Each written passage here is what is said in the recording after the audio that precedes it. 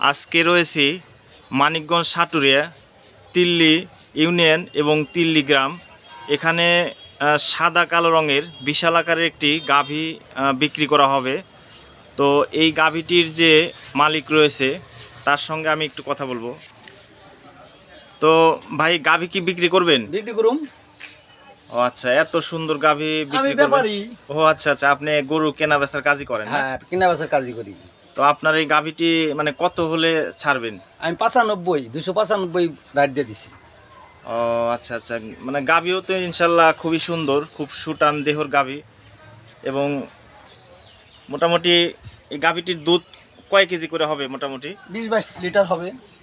20 থেকে 22 লিটার গাভীর এই গাভীটি বিক্রি করা হবে তিল্লি বাজার, মানিকগঞ্জ সাটুরিয়া তিল্লি। তো তিল্লি বাজারে সাহাজ ব্যাপারে উনি গরু কেনা বেচা করেন। তো ওনার এই গাভীটি বিক্রি করা হবে। গাভীটি যদি পছন্দ হয় তাহলে তিল্লি বাজারে সাহাজ ব্যাপারী নামের ওনার বাজারে আসলে নাম বললেই সবাই চিনবে।